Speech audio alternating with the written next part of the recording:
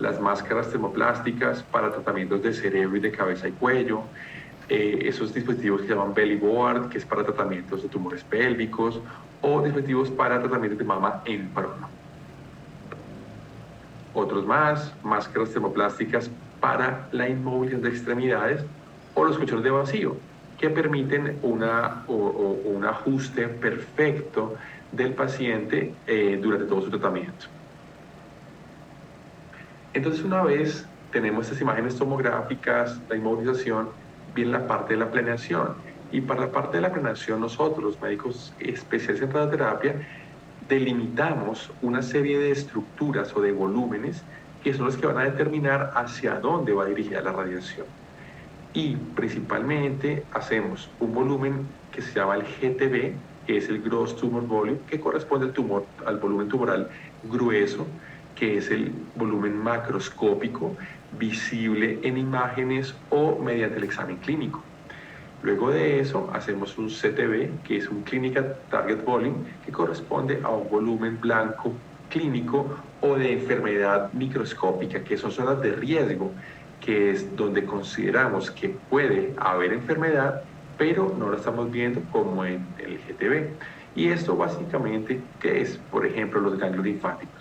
Cuando los ganglios linfáticos no están comprometidos en imágenes, pues esos ganglios de drenaje de alto riesgo corresponden al CTV. Luego vienen los volúmenes internos de tratamiento, que corresponde a los movimientos que puede haber durante el tratamiento. Y el volumen de planeación, o el PTV, el Planning Target Volume, que corresponde a ese volumen sobre el cual se va a hacer finalmente la planeación. ¿Y qué nos incluye? Nos incluye el volumen tumoral macroscópico, el volumen tumoral subclínico, los márgenes por movimiento y las incertidumbres que se puedan presentar durante el día a día del tratamiento de radioterapia. Entonces, esta información es la que conocemos cada uno como especialista en radioterapia y es muy variable según la patología, según el área anatómica y según la tecnología que se tenga en cada zona, en cada unidad. Entonces, nuestro trabajo principal es definir cómo va a ser el diseño de cada uno de los tratamientos, teniendo en cuenta las variables que les acabo de mencionar. Y asimismo también definir los órganos a riesgo, que corresponde a los órganos que están adyacentes a los volúmenes tumorales y que deseamos proteger al máximo de la radiación para disminuir toxicidad y evitar complicaciones a largo plazo. Una de las herramientas que también usamos nosotros en el momento de la planeación es la fusión de imágenes, porque cuando tenemos una imagen de tomografía, pues podemos tener cierto tipo de información. Sin embargo, siempre nos debemos basar en las imágenes preoperatorias o prequimioterapia o imágenes obtenidas por en otras tecnologías, como por ejemplo la resonancia, el PET, etc. Porque estas otras imágenes sí nos dan mucha más información precisa para poder hacer un tratamiento pues muy adecuado para los pacientes. Y esto es lo que hacemos, es un esquema de una planeación de una lesión tumoral intracraneal. Entonces les mencionaba, nosotros diseñamos un tratamiento delimitando órganos a riesgo como el tallo cerebral, el quiasma óptico, los nervios, los globos oculares. Aquí lo vemos en otra visión 3D de ese mismo paciente. Y una lesión tumoral que delimitamos intracraneal. Y aquí vemos, lo que hacemos es delimitar cada estructura corte por corte en la tomografía y luego generar una reconstrucción tridimensional que es la que se va a usar al momento de la planeación en el trabajo conjunto con los físicos médicos. Este es otro ejemplo de un cáncer de mama donde se delimitan el contorno que llamamos el body o el cuerpo externo, los pulmones, el corazón, el esófago, la médula y en rojo el volumen a tratar, o sea, el PTV. Y es sobre esta zona que los físicos van a trabajar en lograr satisfacer una dosis de tratamiento, cuidando las dosis o manteniendo la dosis lo más bajo posible en los órganos sanos adyacentes. Y para eso existe una tabla de tolerancia, entonces existen documentos los cuales nos indican cuáles deben ser las dosis máximas que debemos mantener para que un órgano no tenga un daño definitivo. Bueno, anteriormente utilizábamos para bloquear la radiación y proteger órganos sanos, utilizamos esos bloques de transmisión parcial o CERROVEN, que eran bloques de una aleación de cadmio, bismuto, estaño y plomo, que detenían la radiación.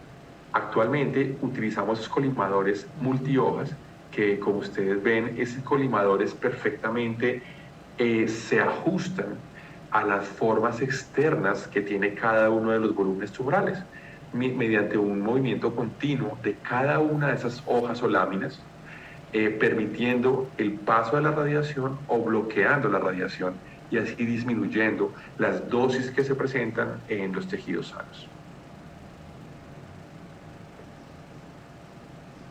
Bien, entonces al inicio de esta presentación hablábamos de varios tipos de radioterapia, varias técnicas de radioterapia. Hablamos de la radioterapia convencional, que es una radioterapia que no modifica el contorno de la lesión tumoral ni la uniformidad del haz. O sea, es un campo, digamos, rectangular en este ejemplo, donde todos los órganos que estaban en ese campo rectangular recibían la misma dosis de radiación. Y eso se hizo hace mucho tiempo. Sin embargo, la tecnología pues llevó a ya tener algunas mejoras en el tratamiento y permitió, mediante el uso de MLC o el colimador multihojas que vimos en el video anterior, variar el contorno. Entonces ya podíamos de una forma ajustar el contorno a la forma de la lesión tumoral, y eso es lo que se llama una radioterapia conformacional o 3D CRT. Y este pues mantenía una homogeneidad en todo ese volumen de la radiación. Hacía esto, entonces, una conformación del volumen externo con una dosis homogénea en toda el área de tratamiento. Y luego viene la radioterapia de intensidad modulada, donde se mantiene esa variación en el contorno, pero asimismo se permite una creación de una fluencia, que es donde podemos administrar diferentes dosis a cada una de las zonas de tratamiento. Y es más o menos esto. Podemos administrar dosis mayores en unas zonas, menores en otras zonas y mucho más en otras zonas. Y eso es lo que se llama la radioterapia de intensidad modulada. Ese es un ejemplo, es una imagen de una radioterapia conformacional en donde la dosis de radiación es homogénea en todo el volumen.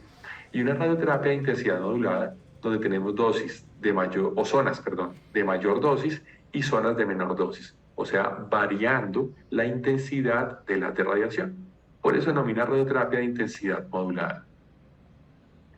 Y otra de las ventajas de esta radioterapia de intensidad modulada es que nos permite, pensemos en que ese es el órgano que queremos tratar y lo amarillo es la dosis de planeación, y esta corresponde a un órgano a riesgo. Entonces vemos aquí que el órgano a riesgo está incluido dentro de la zona de la de radiación.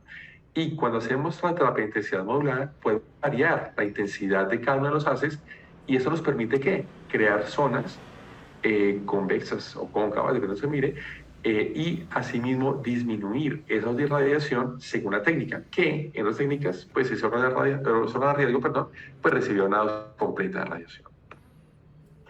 Y esos son ejemplos o imágenes de la vida real, donde hicimos un plan, pues esto es algo didáctico, donde tenemos un volumen de tratamiento, que es esta línea roja, y una dosis de radiación con técnica convencional, donde vemos que gran parte, la lesión tumoral o el volumen blanco, pues recibe la dosis de radiación. Pero también vemos que hay zonas por fuera que reciben la misma dosis o incluso dosis mayores. En este caso, pues la parótida está recibiendo una dosis mayor a la que se está recibiendo la lesión tumoral.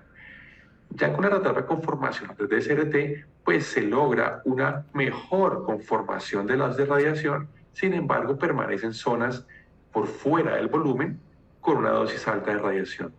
Y eso es una planeación con radioterapia de intensidad modulada o arcoterapia por presión volumétrica, donde vemos que ya se conforma muchísimo más la dosis de radiación al volumen y estas zonas, órganos sanos, particularmente la parótida, ya queda libre de dosis altas de radiación. Ese es un ejemplo muy parecido, donde vemos un tratamiento bilateral de dos volúmenes, al lado derecho y al lado izquierdo, donde vemos este volumen 1 y este volumen 2. Pero por la configuración de los volúmenes, pues la entrada de los haces son laterales y la zona intermedia, que es la zona sana, recibe la misma dosis de radiación. Ya con la terapia conformacional, pues se logra una mejor distribución de la dosis, pero asimismo la cavidad oral recibe una dosis alta de radiación. Y con tratamientos de intensidad modulada, vemos cómo se concentra mucha más la dosis a los volúmenes de tratamiento y excluye de forma importante órganos sanos, en este caso la cavidad oral y el canal medular. Un poco más de lo mismo, eso es un tratamiento de pelvis, vemos cómo eso es un tratamiento de un tumor rectal y vemos cómo la vejiga recibe la misma tratamiento que el recto, con terapias conformacionales muy parecido, pero con IMRT y BIMAT ya vemos cómo se centra la dosis de radiación a la zona de interés, que es la parte ganglionar y el recto, ¿de acuerdo? Respetando la vejiga de dosis altas, como no pasaba en la convencional o en la conformacional. Y en muchos tratamientos utilizamos lo que se llama el boost. El boost en español decimos un refuerzo, una sobreimpresión o una sobredosis, y consiste en administrar una dosis mayor o una dosis adicional de radioterapia a un volumen mucho más pequeño. Esto lo tenemos en muchas patologías, como en tumores de cerebro, en cabeza y cuello, en mama, en próstata, en cuello uterino, administrar esa dosis adicional.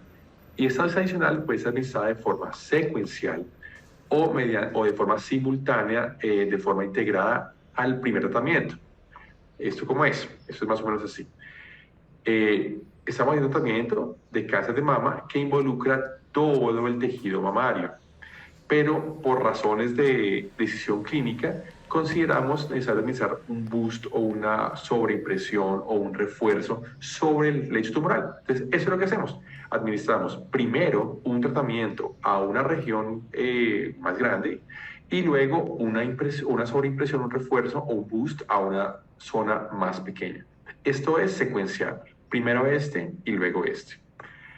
Y la otra forma, bueno, este otro ejemplo, perdón, también un tratamiento a nivel pélvico y paraórtico, y luego de terminar esta primera fase, continuamos con la segunda fase de refuerzo únicamente de la lesión a nivel pélvico, que es el volumen rojo que estamos viendo ahí.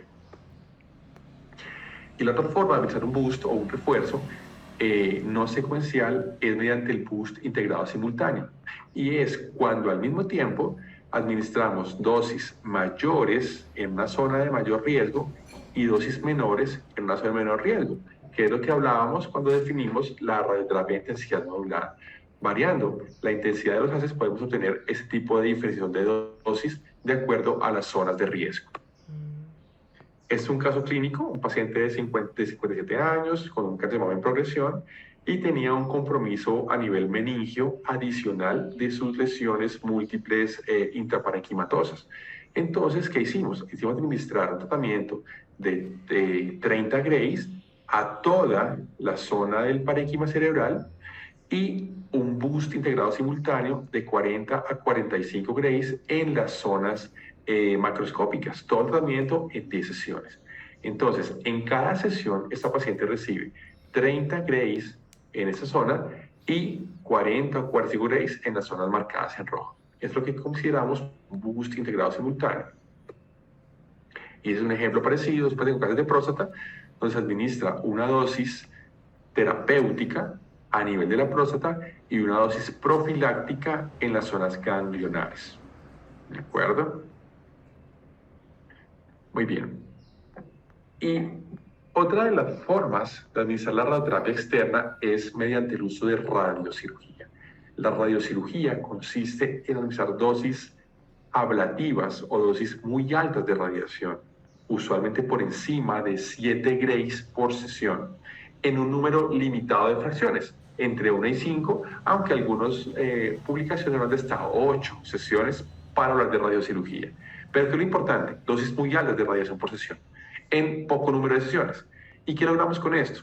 Altas conformaciones de dosis, o sea, que la dosis ajuste muy bien el volumen planeado, con gradientes óptimos y una muy rápida caída de la dosis para evitar dosis altas en los órganos sanos adyacentes. ¿Cómo funciona esta radiobiología, la radiobiología en la radiocirugía? Cuando administramos dosis mayores de Grace, se realiza o se produce una activación de la vía de la esfingomielinasa, y eso genera una activación de apoptosis endotelial vascular tumoral que conlleva una apoptosis celular en cuestión de horas o días. Y otra forma de cómo actúa la radiocirugía es que con esas dosis tan altas se liberan una liberación importante de células TCD8 positivas que estimulan la respuesta inmunológica, y esto hace que por otra vía se lleve a una muerte celular del tumor mediante los procesos inmunológicos inherentes a cada uno de los pacientes. La radiocirugía es un procedimiento que se puede realizar en diferentes equipos. Uno de los equipos es un equipo que se llama el CyberKnife, que es un equipo de radiocirugía robótica.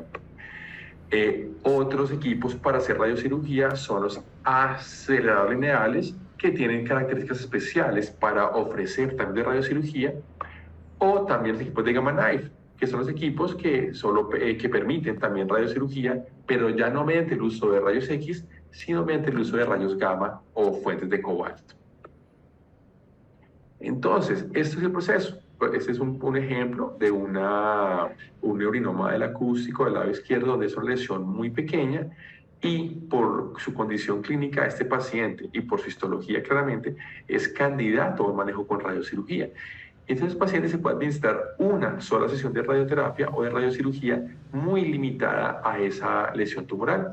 Para esto es importante también lo que les mencionaba de la fusión de imágenes, porque la tomografía es bien complicado, o sea, así juguemos con las ventanas y con las escalas de grises, es bien complicado observar ese tipo de lesiones que requieren una resonancia contrastada. Lesiones metastásicas cerebrales, ¿de acuerdo? Con radiocirugía. O este caso en particular también, hablábamos de radiocirugía intracraneal, y esta es una radiocirugía extracraneal, donde un paciente tiene un cáncer de próstata con una única metástasis en T12. Entonces hicimos un plan de administrar una dosis homogénea de 1600 centigrays o 16 grays a todo el cuerpo vertebral, y un boost integrado a esa lesión tumoral que se ve claramente en las imágenes. Esto es, entonces administramos 20 grays a esta imagen y 16 grays a todo el resto como profilaxis, respetando claramente el canal medular de dosis altas de radiación.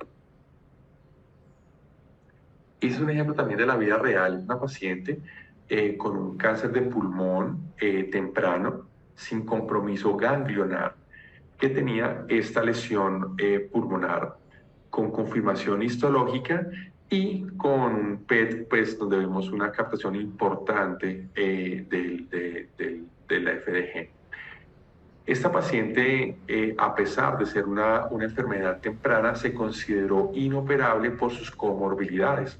Entonces se realizó un tratamiento de radiocirugía que consistió en una dosis muy alta de radiación en un número bajo de sesiones, y esta es la imagen de control 6 meses después de realizar la tomografía. Una respuesta pues completa en imágenes 6 meses después de haber terminado su procedimiento de radiocirugía.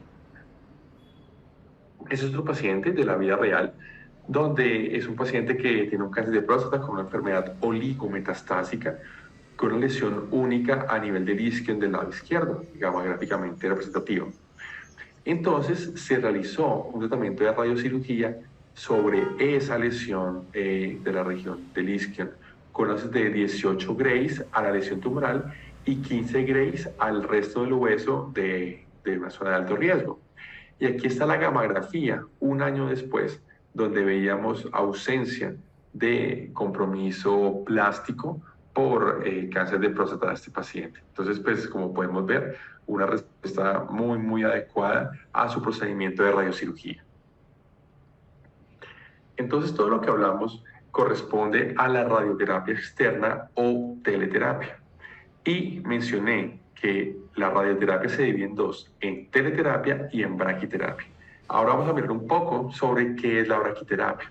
La braquiterapia inicialmente se denominó curiterapia, pues por Marie Curie, y en los inicios se utilizaba el tratamiento o el isótopo que se usaba en este tipo de procedimientos era el radio. Ya después progresó a otras cosas y actualmente utilizamos en la gran mayoría de unidades iridio o fuentes de cobalto. Esto viene del griego brachis, que se define como corta distancia, y consiste en lo que le mencioné, en administrar radiación dentro o cerca de la lesión tumoral o del volumen blanco. La braquiterapia, en la gran mayoría de equipos disponibles, no utiliza rayos X, sino utiliza rayos gamma. Hay algunos equipos nuevos que utilizan radiación X, pero la mayoría utilizan radiación gamma. Esos son dispositivos para aplicación de braquiterapia intracavitaria a nivel ginecológico para tratamientos de cuello uterino, endometrio, donde tenemos un tándem que va localizado intrauterino, un anillo precervical que va en la zona del cuello uterino y un retractor rectal que permite separar la zona rectal de la zona de alta radiación, porque por cada uno de esos tubitos que les muestro transcurre la fuente de radiación. Ese es un zoom de la misma pieza y eso es para mostrarles que existen diferentes angulaciones y diferentes longitudes de los tándems uterinos dependiendo de la anatomía de cada paciente.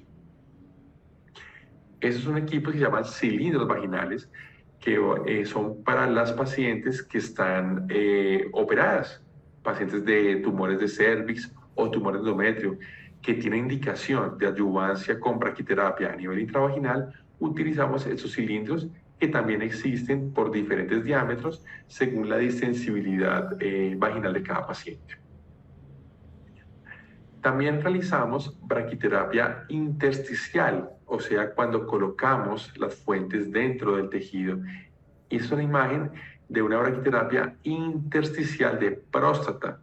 Y con esos tratamientos logramos que la dosis quede muy concentrada en la zona de próstata y disminuyamos la dosis a nivel vesical o a nivel rectal.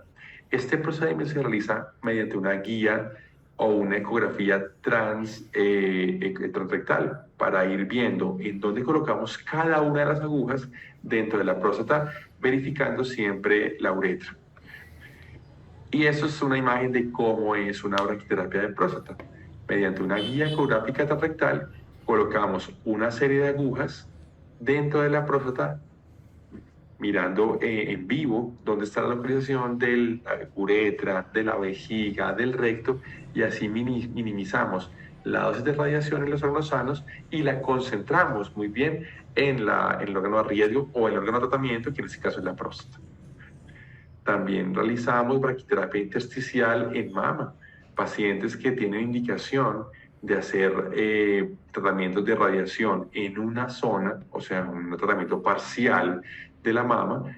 Colocamos una serie de catéteres y estos nos van a hacer una adecuada dosis de radiación en la zona de interés.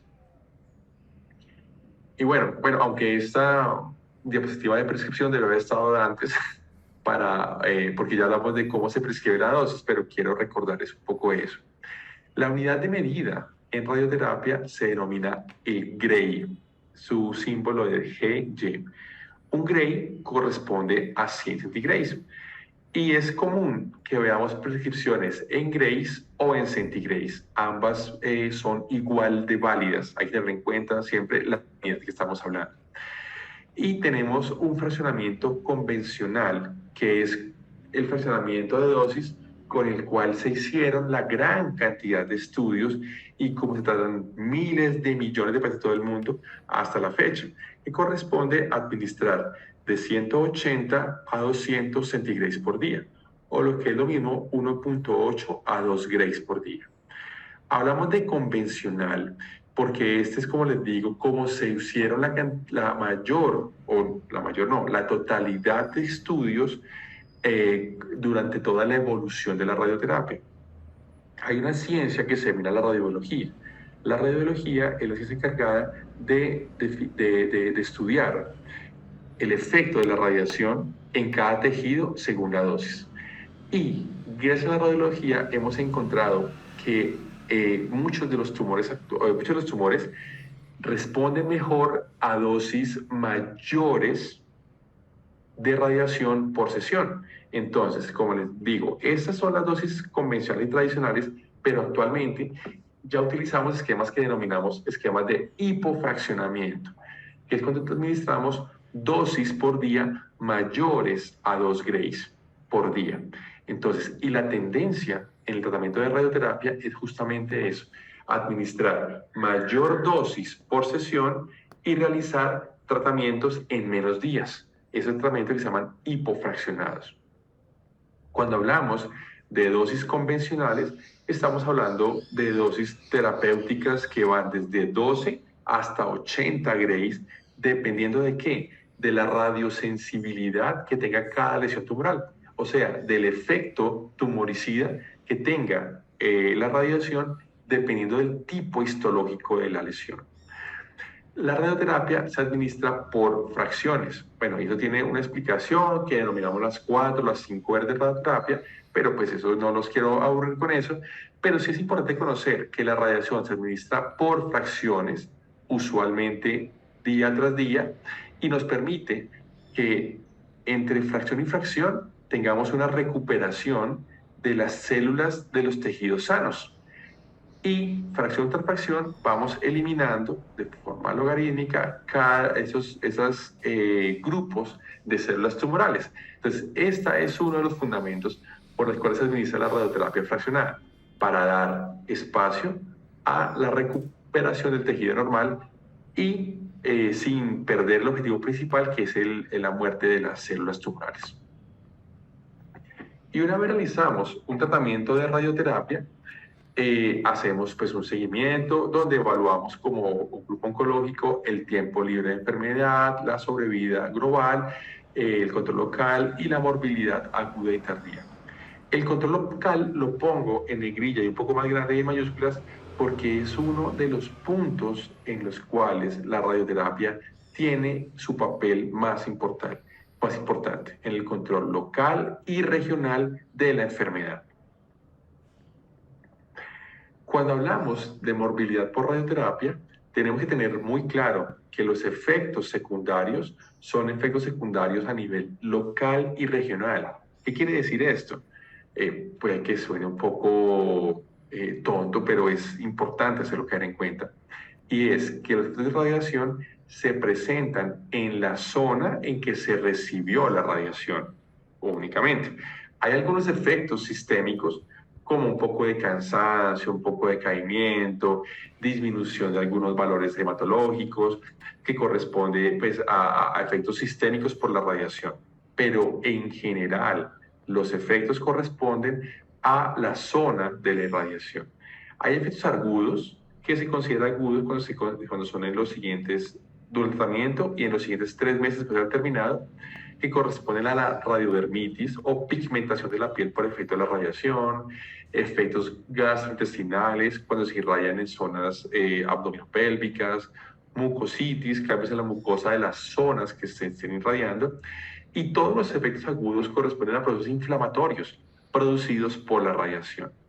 Hay también efectos tardíos o crónicos que ya son específicos del órgano tratado y se presentan 6 meses, 1 año o hasta muchos años después de la radiación, teniendo en cuenta pues, la dosis y las técnicas que se usan en cada uno de los tratamientos. Entonces nosotros tenemos que evaluar siempre nuestro éxito terapéutico. Y el éxito terapéutico corresponde al porcentaje de control tumoral, o sea, siempre queriendo llegar a 100, sobre el porcentaje de complicaciones, siempre queriendo que sea 1. Entonces, este efecto terapéutico corresponde pues a la dosis óptima, con máximo conducto moral y con las mínimas o aceptables complicaciones. ¿Por qué? Porque ningún tratamiento de radioterapia es inocuo. Todos los tratamientos de radioterapia, así como todas las intervenciones médicas, sea la quimioterapia, la cirugía, los manejos con medicamentos, antibióticos, analgésicos, todas las intervenciones médicas tienen efectos secundarios. Algunas sencillas de manejar, otras que usamos complicaciones. Pero la idea en radioterapia es mantener unas tasas de efectos secundarios conocidas y que no afecten la calidad de vida de los pacientes a largo plazo. Y eso es lo que hemos ganado con las nuevas tecnologías, que la dosis de radiación sigue siendo la misma en la gran mayoría de los tumores, pero administradas de forma mucho más segura, disminuyendo las complicaciones que veíamos hace 10, hace 20, hace 30, hace 40 años. Entonces es muy importante para ustedes que conozcan que una cosa es la radioterapia que se hace hace muchos años y otra la que se hace en los últimos 15 o 20 años, para ser generosos. Entonces la radioterapia ahora es absolutamente segura. Hay muchos mecanismos que previenen el error, que previenen las complicaciones y ese es nuestro trabajo justamente, hacer que un tratamiento sea lo más efectivo y lo más seguro posible. Y eso es una diapositiva que es importante siempre tener en cuenta porque eso es cierto. Y la radiación o los tratamientos de radioterapia tienen un porcentaje de causar lesiones o tumores radioinducidos o segundas neoplasias por radioterapia. Y es un rango variable, entre 0.5 hasta un 4.2% se ha reportado de producir efectos secundarios como tumores radioinducidos en este tipo de tratamientos. Ese es el número y hay que darlo, pero siempre tengamos en cuenta también los beneficios, que muchas veces los beneficios superan esos porcentajes que están claros, están determinados, están descritos, pero también así de esa misma forma está descrito todos los grandes beneficios que se obtienen en los tratamientos con radioterapia. Entonces, ya para finalizar, quiero que tengan eso en la mente. Y antiguamente pensábamos o pensaban que toda la radioterapia era igual y es un principio incorrecto. Los tratamientos de radioterapia no son iguales para cada paciente. Nuestro trabajo como especialistas es definir qué tipo de radioterapia, qué prescripción, qué volúmenes, qué dosis vamos a usar para cada uno de los pacientes. Y eso es lo que tenemos que tener en cuenta. La radioterapia es un tratamiento oncológico altamente personalizado que se rige por protocolos y guías, y eso siempre debe usarse basado en la mejor tecnología disponible que tenga cada uno de sus pacientes. El grupo de radioterapia es un talento humano especializado, entrenado y en constante actualización, conformado por el médico oncólogo radioterapeuta o radioterápico, el físico médico, el grupo de enfermería oncológica, los tecnólogos en radioterapia y todo el personal administrativo y de apoyo que nos permite que todo esto funcione como un engranaje completo y adecuado. Y bueno, sin olvidar que la radioterapia requiere un equipamiento tecnológico muy alto, muy especializado, y eso es lo que nos ha llevado a que los tratamientos en el mundo y con mucho orgullo lo puedo decir, en nuestro país tengan un altísimo nivel. En Colombia existen más de 60 centros de radioterapia, donde contamos con más de 90 equipos de radioterapia y por encima del 90% de los equipos son equipos de muy alta tecnología, lo cual permite realizar tratamientos muy seguros para todos los pacientes. La disponibilidad de radioterapia en el país está en prácticamente todos los departamentos. En algunos no hay, como por ejemplo pues, en La Guajira no hay unidad de radioterapia, en algunos departamentos como la Orinoquía y la Amazonía, pues, excepto el Meta, pero bueno, el Chocó, pero en la gran mayoría de departamentos, en las ciudades capitales, existen unidades de radioterapia con una muy buena tecnología disponible para todos los pacientes. Y me despido con esta imagen, es una imagen pues, desde las alturas de la Fundación CETIC, que es una institución de trabajo aquí en Bogotá. Bueno, muchas gracias a todos por la atención y espero que este curso para ustedes sea de su completo agrado y complemente toda la información que están recibiendo por parte de los colegas. Muchas gracias.